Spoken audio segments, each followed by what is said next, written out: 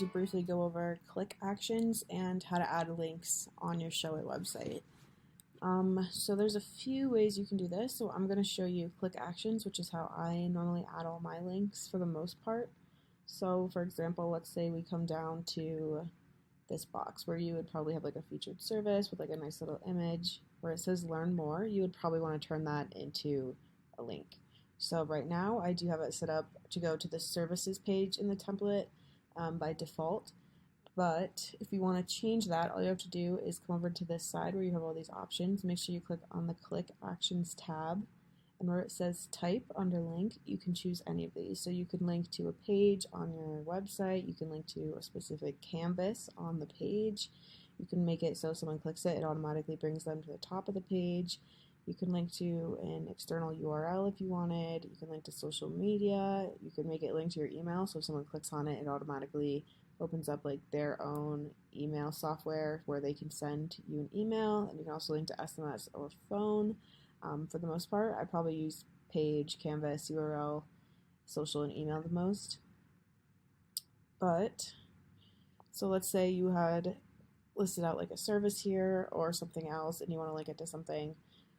So for example, let's go with the service option. So I would change this to be page, and page I would make it services. If I wanted it to go to a specific like section on my service page, like let's say for example I list out this service with a little more detail or something, or I just want to bring them to this specific spot about this service, I would go to the services page and find where I wanted it to go. So for example, let's say I wanted it to go directly to this, like so that it doesn't even load the top of the page, it just automatically shows up like here.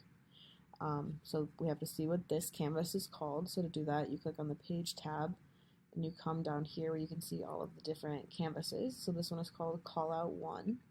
So we would go back to home, go back to the link, click actions, page, services. And where it says canvas slug, we would type in call out 1. And to show how this works and to test it, you would just click preview, come over here, click on this just so you can bring it up full screen. Let's scroll a little bit. We'll click test it out, so we'll click learn more, and it automatically brings somebody directly to this canvas. And if you don't want it to do that, you can just get rid of the canvas slug. You can make it open in a new window too if you want. Another fun feature that I like to use when adding links is if you click on where you want to add the link, if you come over to hover, you can make it so that there's a hover effect. So I do this a lot on my website, for example, just to kind of show people that like it is something you can click on. So if you come to hover, where it says type, go to custom. You can set all of this up yourself, so you can make it so that it becomes lighter when someone hovers. You can make it so it changes color. You can even make it so it's a completely different font when somebody hovers, which is kind of cool. You can change the size, you can change letter spacing, you can even make it underlined. So let's say, for example, we want to make it so it looks exactly the same, but it gets a little lighter when somebody hovers. We would change the opacity to 50%, open it up to test it out. And now it's a little bit lighter. So another way that you can use click actions, actually let me get rid of the hover. Okay. So in the click actions tab, canvas is one that if you want it to move to a specific spot on your page. So for example, let's say we want someone to click learn more and it'll go like to image with call out.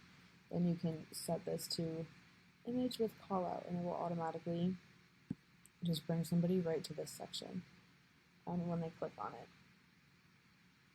Top of page, if you click that, then if someone clicks this, it's just going to scroll them straight to the top of the page automatically.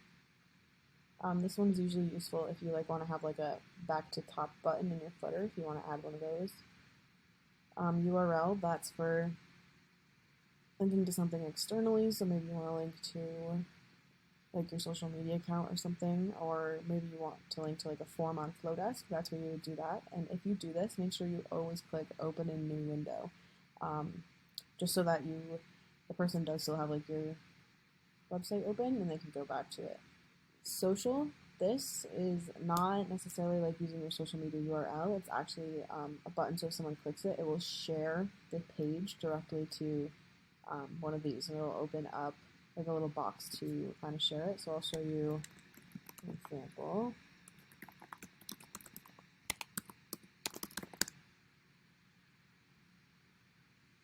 Let's say I'm like reading this blog post, and I'm like, oh yeah, this like blog post is awesome. If I want to share it, I'll actually just click this little button, and it'll bring up like a box for me to share the post,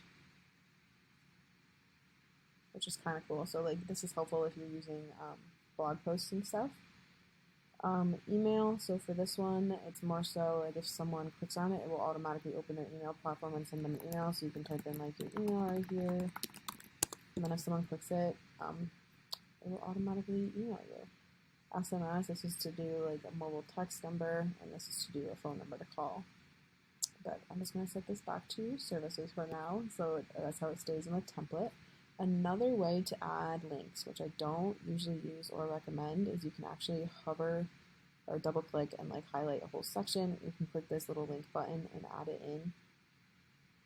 Why I don't do this is because you can't really mess with like the hover effects or anything if you do links like this. However, I do it sometimes. So like I, for instance, did it down here, and you'll see that it will change the color of the link as well. So I usually only will do that in the footer, especially if like there's just one really long text box. Like this is just one text box, so I can't do multiple quick actions.